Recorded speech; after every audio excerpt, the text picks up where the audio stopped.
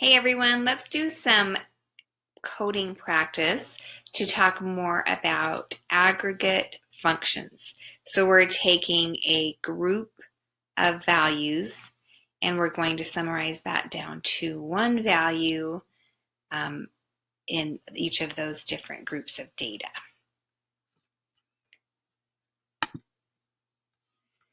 So let's go ahead. I'm going to start a new query tab. And let's just code this out. And remember, you can pause at any time if you want to try to figure it out yourself. I'm going to start out by using the art gallery database and run that to make sure it's my current database. And I'm going to be selecting the country, first name, and last name from the artist table. And now we can get all the artists. We have no filter or no where clause, so everyone is showing up. Now our database is very small, so there aren't many artists here, but it is everyone that we have in the database. Let's add a filter so we can get just those artists from France.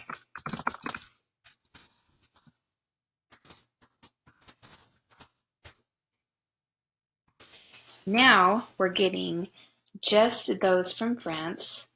So far we haven't summarized anything. We've just filtered. But what if we wanted to know how many artists were from France? Well, that's easy in our case, right? We just add them up. But what if our data had thousands or millions of rows of artists? Our query wouldn't be very efficient because we'd have to count all of those rows that were returned. That's where aggregate functions come in. One of those functions is the count function. Let's add that function, and we're going to add it here because we want to count the country. Oops. And I'm going to take off the first and last name for now, and I'll let you know here in a minute why I did that. And let's now go ahead and run this. Now we can see it's going to count up how many are from France. So it went through and it counted all the countries that were equal to France. And now we have one row of summary data for multiple rows. In our case, it was just 2 rows, but it was multiple rows. But if we'd had 100 artists from France, we'd now see a result set here with one value right here of 100. So with the aggregate function, we quickly see how many are from France using the count aggregate function. So why couldn't we have left first name and last name here? We see we get an error down here, and that's because we have summarized a number of rows into one row. So first and last name go with each individual artist, and they don't belong with a summarized value. How can we show both Monet and Van Gogh in one row of information? Or for that matter, 100 different artists, if that's how many we'd had from France. We could put something like country itself here, because they're all from that same country in that aggregate function, and that's how we filtered them. So we could put something like that. Let's add an aggregate function of average this time instead of count, but we're going to do that. Let's look at the bike database. Make that our current database, and we're going to be looking at the list price on every bike, all the products. Here we get a big, long list of prices. We can now use an aggregate function, the average aggregate function, and we're going to use that instead of count, and we're going to take every single bike price and we're going to get the average of all of those bike prices, and it came back in one row here. Now, the math that was done on the numbers here, we're getting quite a large decimal point. So we can use a scalar function with the results of an aggregate function to get the decimal places according to look more like currency if we wanted to.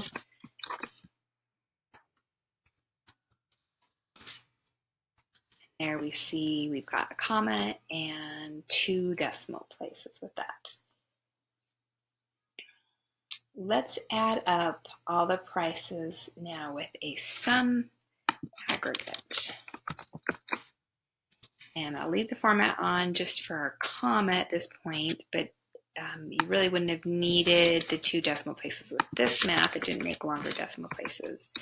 This one would have worked as well. So there's looking at the sum aggregate function. Let's look at the very largest and the very smallest bike prices using max and min. So we'll replace max here, and we'll put min here. So very high bike price, very lowest bike price. What if I wanted the average of each model year? So I wanted to have averages, but I wanted it to be each of the different years. So I could go in, I could say select the average list price from the product table where, and then I could run a query for each of the model years. I could say where the model year is equal to 2016. And I could get the average for that year. And for the next year, I could just run it again and get the average for 2017. But what if I had 50 years worth of bike data? How can I speed this up and get them all at once?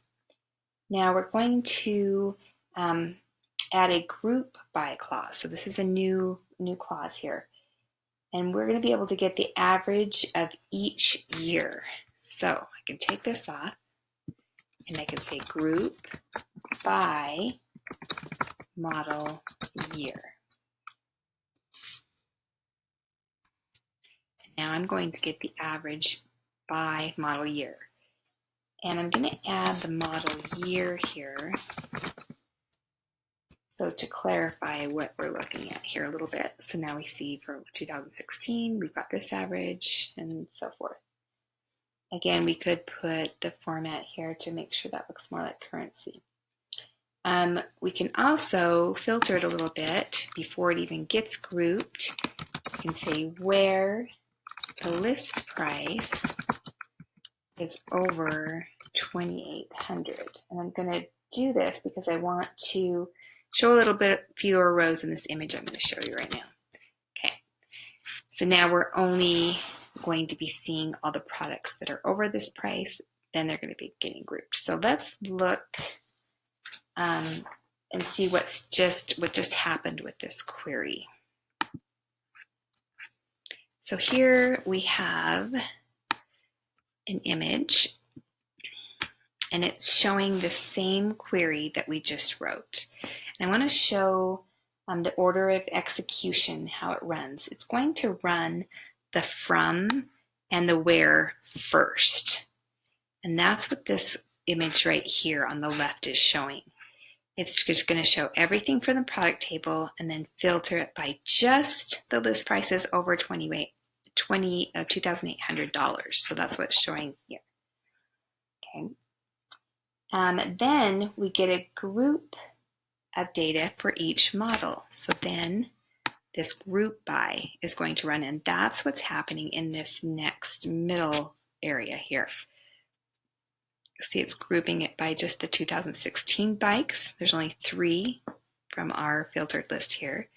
Then the 2017s, then the 2018s, and then the 2 bikes that are in 2019. Lastly, then, the select is going to run. And at this point, we know that all the model years are going to be the same in each group. So we went ahead and had that. And we're going to get the average of each one. So it's going to look at this group, get the average of just those 3 values. It's going to look at this group and get the average here of just those values in 2018 and the average of those 2 bikes in 2019. And we're going to have each of the model years are this going to be on their own row because that's how we grouped it. And so we have a row for each year, and we can see that in our result sets here. That's how we got those 4 rows here. Now we could see the averages of all of the averages if we chose a new with rollup. So I'm introducing the with rollup clause here. And we're going to add it to the group by because it's a subclause of group by.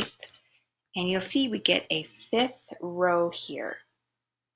It shows me the averages of all the averages. There's no value here because it's looking at all 4 of these averages to get the average of it. And there's no year that goes with that. So it's kind of like a summary row of all the different aggregates.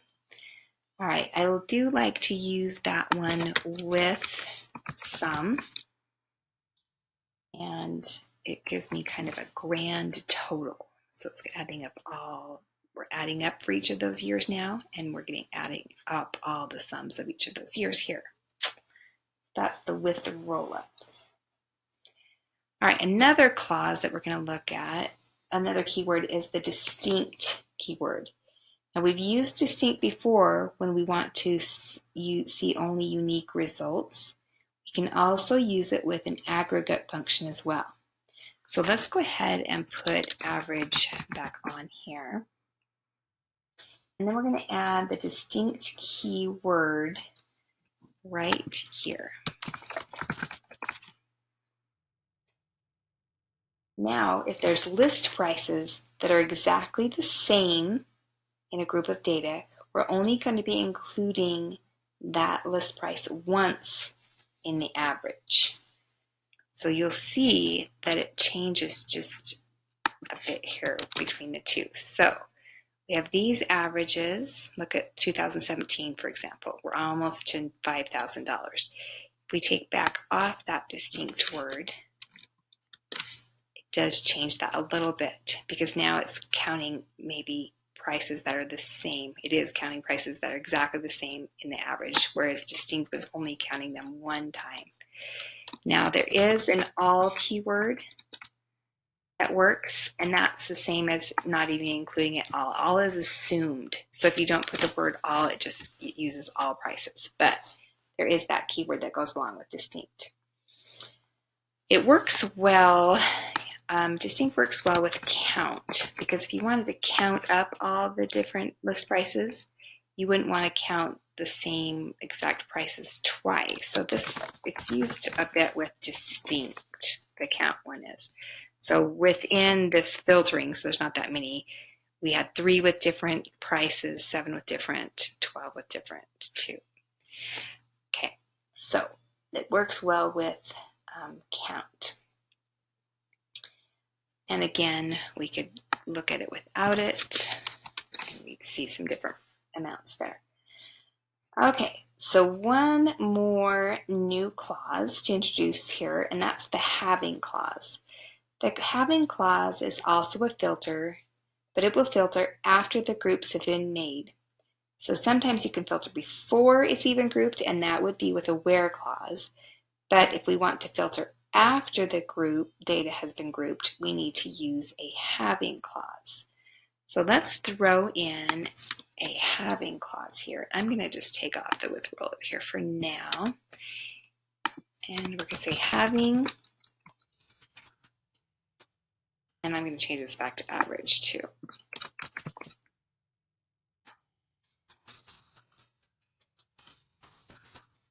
Having an average list price of over 4,000. And now we only get two. 2017 and 2018 had an average that was over 4,000. So if you look at the image again, we can see that this one and this one got eliminated because they were not over 4,000. So after it was already grouped at this point, a halving would run and it would eliminate rows after they're grouped. All right. We could filter by another column, like product name, that's not in the select statement in the where clause. So we could say something like product name here, but we couldn't do that in having because it's limited to only what's in the select list. We can only use maybe model year or average list price inside the having, because that's pretty much all that was left at the point that it was grouped. At this point, those were really the only two columns that were left for us to look at. So that's why you're kind of limited at that point when you get to having, because it runs after they've already been grouped.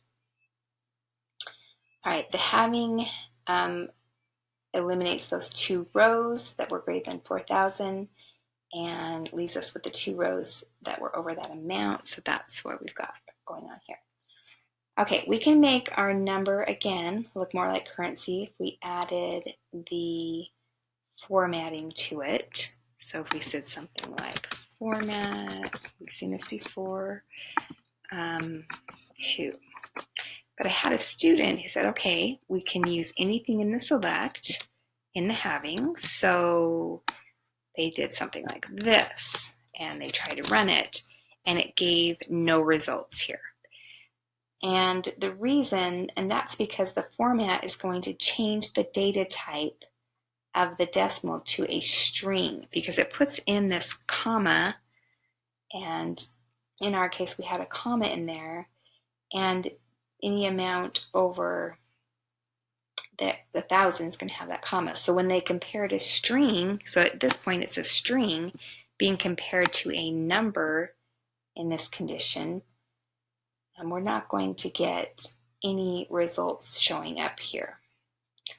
So let's go ahead and make sure we take the format out of there. So just be aware of that. Sometimes the data type changes and you've got to not use format in having at that point. Oh, there we go. Then it should run just fine. All right, remember the having clause can only use what's listed in the select statement because those are the values or aggregates that are part of the group at that point. But the where clause can refer to any column in the base table even if it's not listed in the select because the grouping hasn't happened yet. Here we can filter with the where and we could use something like product name. It's not even in the select at all. And we can find all the product names that have the word speed somewhere in the name. And we're not going to get a whole lot unless I bring this down a little bit. Okay, so greater than 300. So now we see that we want to find all the products from the product table. We're going to filter it down by just those that have the word speed in them. Then at that point, we'll group it by model year. And now we'll get the average of each of those groups. And we can kind of see that 2019 must not have had any bikes with the word speed in them because they're not even in there. Or they were less than 300 maybe. And the average list price of greater than 300 will run last once it's already grouped. So that's the order of operations happening here. Let's see. We couldn't, though, refer to product name in the having clause, right? Because by the time it gets to that point, we don't even have product name as part of those groups anymore. We could only refer to the model year or the average list price. Also, you wouldn't be able to use the aggregate function, like say average list price, here in the where clause. Only non-aggregates can be used in the where clause, because at that point in the order of execution, the aggregate hasn't even run yet. Okay. All right, what if I wanted to get the average of each brand? So now we're looking at the brand table as well. So we want to see the brand name, which is in the brand table, and then the average list price of each of the brand. So we can think to ourselves, okay, I'm going to be grouping by the brand name because we want to see the average of each brand name. And so we can go ahead and start with the columns that we want to see in the end. And I said we wanted to see the brand name. And then we wanted to see the average list price. And this is the average that will run after they're grouped. And we know we're going to have two different tables here because the list price is in the product table and the brand name is in the brand table.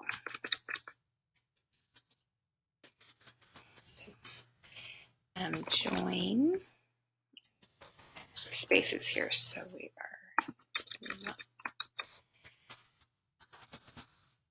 okay. Those two tables have the common key of brand ID, and because they're exactly the same name, I'm going to need to put a table qualifier in front of each one of them. See which table they come from.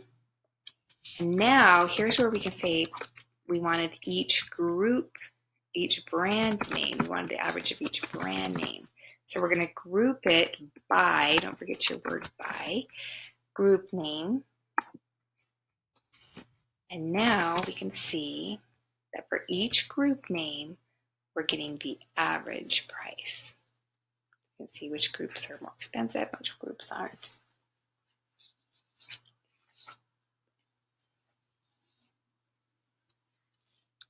Again, we could put with roll up. We could see the average of all the different brands, all the average of all the averages. Okay, let's try one that includes a where and a having.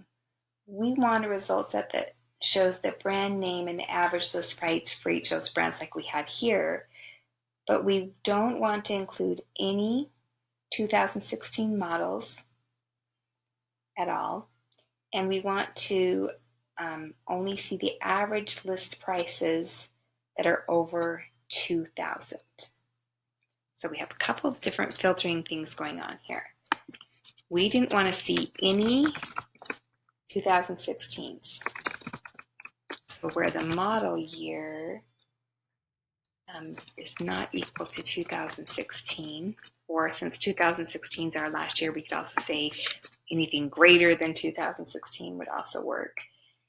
And leave the group by. And then we also said we wanted to only have the average list price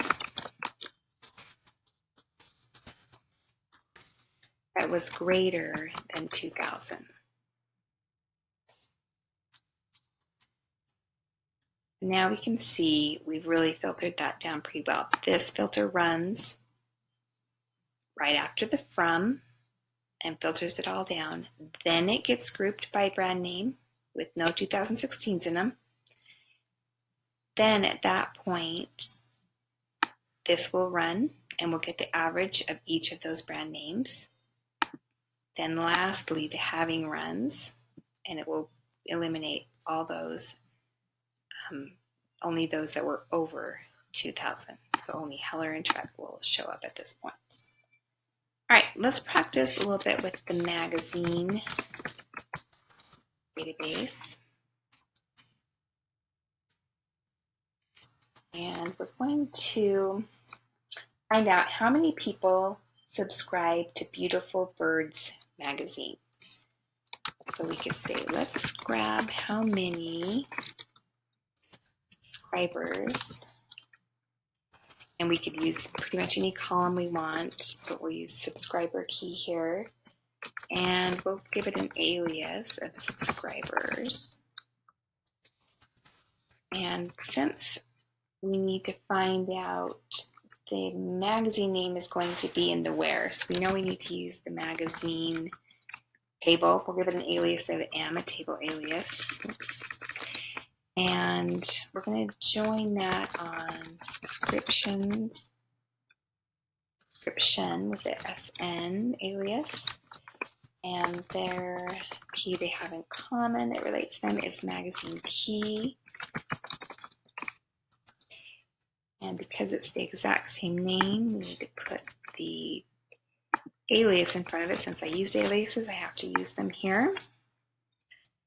And now we're going to say where the magazine name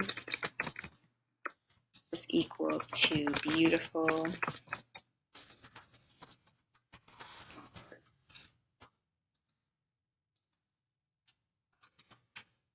and we will see that we have 2 people who have subscribed to Beautiful Birds. Now let's add the magazine name up here.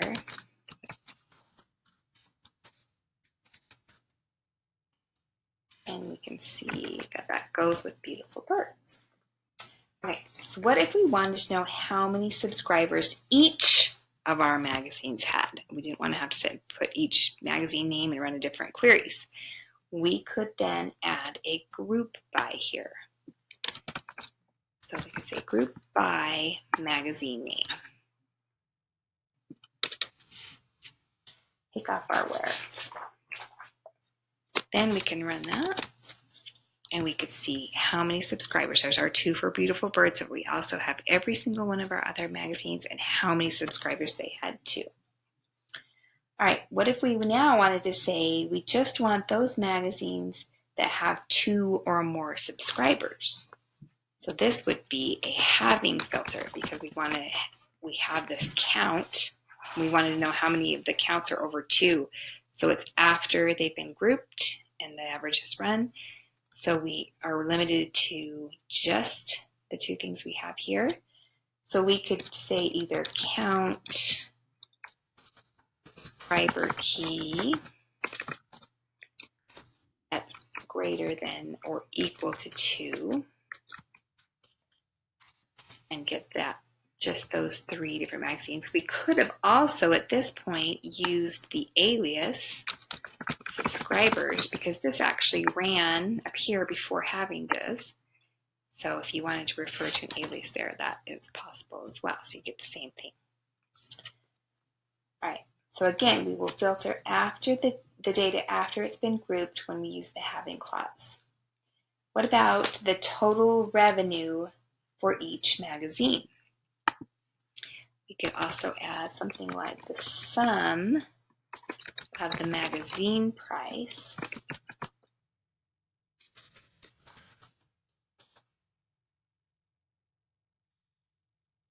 and we could give it an alias as total revenue or something like that.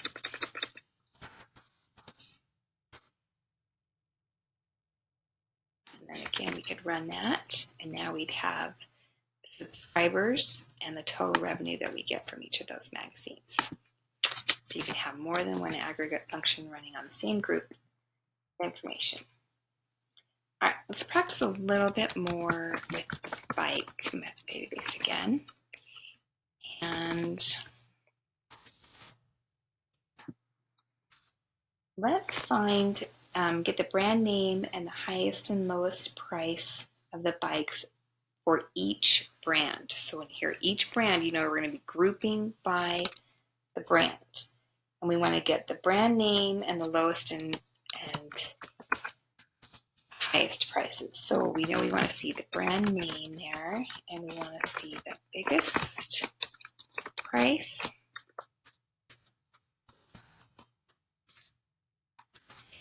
and the lowest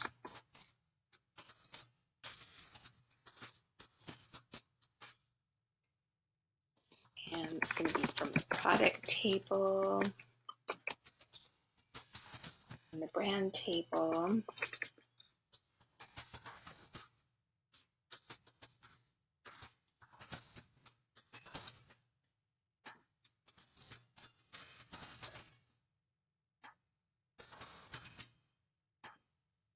And then we said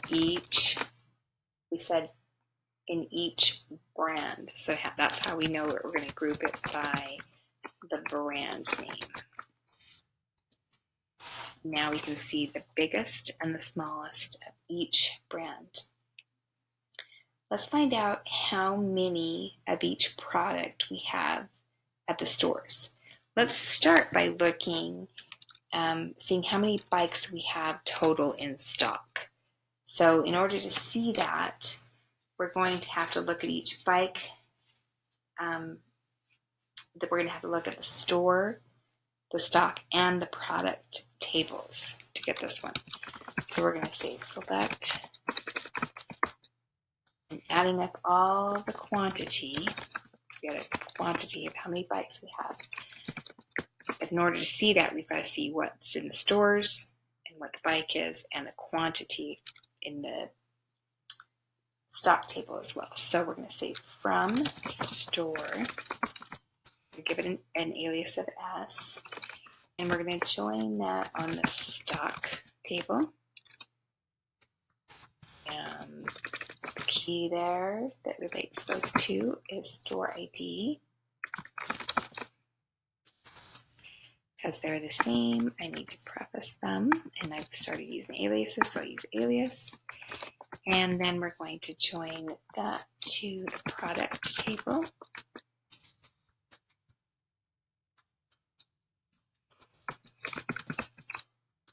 And product ID is the key there.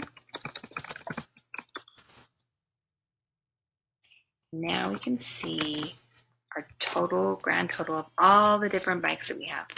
Over 13,000 different bikes we have. Okay, so how can we group it by product name to see how many of each bike we have? So now we say each bike. So we say group by the product name. Here, we can see that now we can see how many of each product we have, and it's going to definitely help if we put the product name up here. So we can see how many of each one we have there. What if we want to find out not only how many of each bike, but from each store, how many each store has? We can also do a double grouping here. We can say not only by product name, but by the store name as well. And now we can see, let's put the store name on top. We can see store name. And notice I'm only able to add these on there because we actually have to add it up here if we're going to have it in the group by, right? So now we can see that by the store name, it shows all the different bikes and how many they have in each store. And then you'll get down to the other one, Baldwin bikes, and scroll through them that way. The with roll up is going to show a total of each bike at all the stores. So let's try that. Let's say with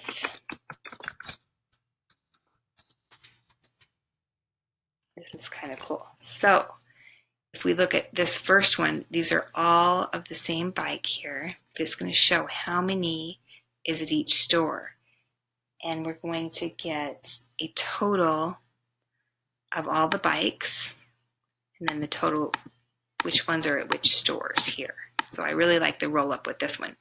Then if you look at so that's going to happen with every single product name. So we put that first here. So every single product name. Then within each of those product names, we see which store name goes.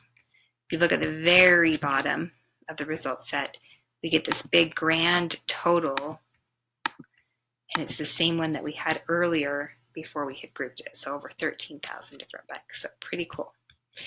Now, what if we wanted to we could easily see how many of one specific bike we had at any of the stores.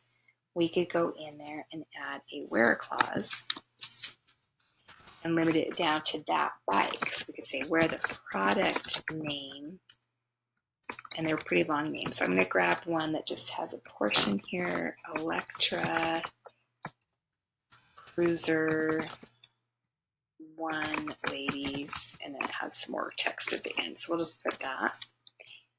And now, if we run that, we can quickly see that Baldwin Bikes has 6 of them in stock, Roulette has 0, and Santa Cruz Bikes has 4, and there's 10 total in there. Okay. So we're able to see some really cool detailed information. So we can see that we can get some very detailed, specific information from our data using these different aggregate functions.